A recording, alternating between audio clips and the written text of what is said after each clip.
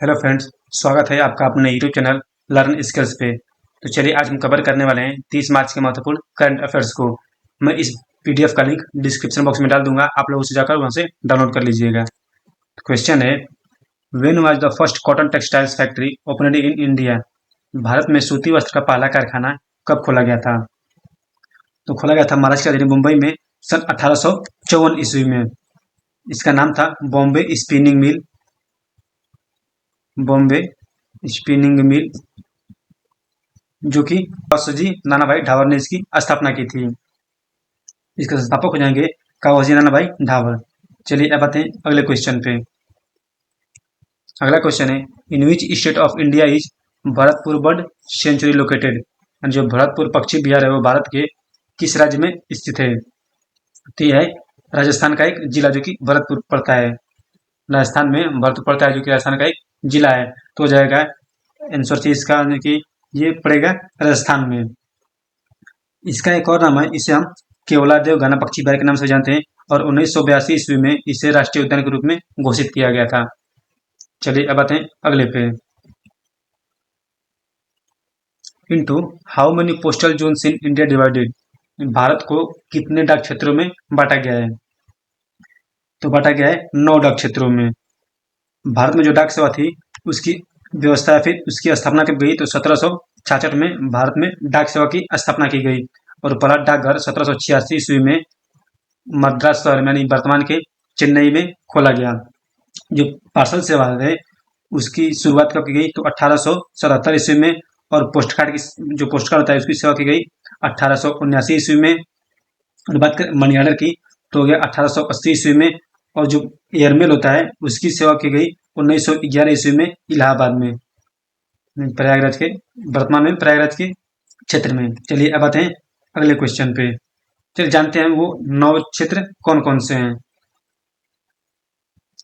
तो एक में आ जाता है दिल्ली, हरियाणा, पंजाब, हिमाचल प्रदेश, जम्मू कश्मीर, चंडीगढ़, ये आते हैं 1 जून में। उत्तर प्रदेश और उत्तराखंड आते हैं 1 जून में। राजस्थान, गुजरात, दमन और दीव, दादर और नगर हवेली ये आते हैं अलग जोन में। बात करें महाराष्ट्र, गोवा, मध्य प्रदेश और छत्तीसगढ़ की तो ये आते हैं, इनका एक अलग जोन है। तेलंगाना, आंध्र प्रदेश, कर्नाटक, इनका एक अलग जोन है। तमिलनाडु, केरल, पांडिचेरी, लक्षद्वीप ये आते हैं अलग जोन में।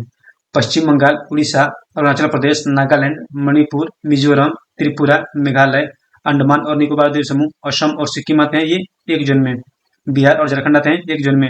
और 1 जोन आता है एपीओ और एफपीओ करके, जिसका नाम है आर्मी पोस्ट ऑफिस और फील्ड पोस्ट ऑफिस। तो ये हमारा टोटल हो गए 9 जोन क्षेत्र जो कि भारत में डाक को 9 क्षेत्रों में बांटा गया है। चलिए अब आते हैं अगले क्वेश्चन पे। On which river is the Bhakra Nangal project situated? Bhakra Nangal परियोजना किस नदी पर स्थित है? तो नदी हो जाएगी सतलुज नदी। ये कहाँ पर है? तो पंजाब राज्य के होशियारपुर जिले में सतलुज नदी बनाया गया एक बांध है, जिसकी स्थापना की थी 1963 ईस्वी में। और बात करें इसकी ऊंचाई की तो इसकी ऊंचाई 225.55 मीटर या फुट में इसकी बात करें तो लगभग 740 इसकी फुट ऊंचाई हो जाएगी। अगला क्वेश्चन है, which of the following is the line that divided India and China? यानी इनमें से कौन सी लाइन है जो भारत और चीन को अलग करती है, या फिर भारत और चीन की विभाजित करने वाली इनमें से कौन सी लाइन हो जाएगी? तो हो जाएगी मैकमोहन रेखा। बात करें इसकी लंबाई की तो इसकी लंबाई है 890 मीटर। अगला है डुरंड रेखा। तो ये किसको किसको अलग करती है? तो भारत और अफगानिस्तान को अलग करती है, जो कि एक अपवाद का विषय है, और इसकी लंबाई हो जाएगी 106 मीटर। अगला है रेड क्लिफ रेखा। तो ये भारत और पाकिस्तान को अलग करती है, और इसकी ऊंचाई की बात करें तो इसकी ऊंचाई हो जाएगी 3223 किलोमीटर। 3223 किलोमीटर। और ये जो है कर्क रेखा, ये ग्लोब पर खींची गई पश्चिम से पूर्व की ओर एक काल्पनिक रेखा है जो भारत में 8 राज्यों से होकर गुजरती है और भारत के ये लगभग बीचों बीच से होकर जाती है। चलिए अब आते हैं अगले क्वेश्चन पे। आप देख सकते हैं ये रहा मैकमोहन रेखा, इधर हो जाएगा चीन, इधर हो जाएगा भारत। चलिए अब आते हैं अगले क्वेश्चन पे। अगला क्वेश्चन है, which of the following is a strategic palace and snow region located at a high altitude? यानी इनमें से ऊंचाई पर स्थित सामरिक स्थल फिर हिम का क्षेत्र कौन सा है?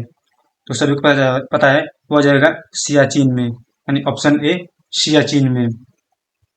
चलिए अब आते हैं अगले क्वेश्चन पे।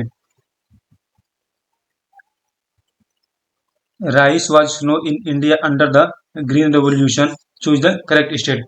भारत में हरित क्रांति के तहत चावल बोया गया, सही राज्य चुने। यानी हरित क्रांति के तहत भारत में चावल बोया गया वो किस राज्य में बोया गया, तो बोया गया था तमिलनाडु राज्य में। मैंने इसका आंसर पहले ही बताया था। चलिए अब आते हैं अगले क्वेश्चन पे। अगला क्वेश्चन है the longest dam in India among the multipurpose dam is. बहुउद्देशीय बांधों में भारत का सबसे लंबा बांध कौन सा है, तो हो जाएगा हीराकुंड बांध। ऑप्शन ए हीराकुंड बांध। यह बांध जो है उड़ीसा नदी पर, जो उड़ीसा में महानदी बहती है उस तट उसी तट पर बनाया गया है। और इसकी जो बांध की लंबाई है वो लगभग 4.4.8 किलोमीटर है। इस बांध का निर्माण बहुउद्देशीय नदी घाटी परियोजनाओं के तहत की गई थी। चलिए अब आते हैं अगले क्वेश्चन पे। अगला क्वेश्चन है the tropic of cancer pass through how many state in India. Bharat के कितने राज्यों से कर्क रेखा होकर गुजरती है। मैंने पहले बताया, हो जाएंगे गुजरात, राजस्थान, मध्य प्रदेश, झारखंड, छत्तीसगढ़, पश्चिम बंगाल, त्रिपुरा और मिजोरम, जो कि 18 जो जाते हैं, नहीं 18 से होती है। इसका एक ट्रिक है, मित्र पर गमछा झाड़। मित्र पर गमछा झाड़। मी से मिजोरम, त्र से त्रिपुरा, प से पश्चिम बंगाल, र से राजस्थान, ग से गुजरात, म से मध्य प्रदेश, छ से छत्तीसगढ़, झ से झारखंड। चलिए अब आते हैं अगले क्वेश्चन पे। अगला क्वेश्चन है where is the main industrial city of this state established in the second 5 year plan located. जो द्वितीय पंचवर्षीय योजना थी उसमें स्थापित इस राज्य की प्रमुख औद्योगिक नगरी कहाँ स्थित थी, तो जाएगी भिलाई में। भिलाई कहाँ पर पड़ता है, तो भिलाई पड़ता है छत्तीसगढ़ राज्य में। तो ये द्वितीय पंचवर्षीय भिलाई क्यों गई थी, तो इसका उद्देश्य था भारत में जो औद्योगिक प्रक्रिया थे उसको तेज करना, और इसके साथ साथ प्रमुख स्थानों पर बड़े बड़े इस्पात उद्योग की स्थापना की गई, जिनमें से छत्तीसगढ़ में भिलाई भिलाई खोला गया, झारखंड में बोकारो, उड़ीसा में राउरकेला और पश्चिम बंगाल में दुर्गापुर इत्यादि प्रमुख हैं।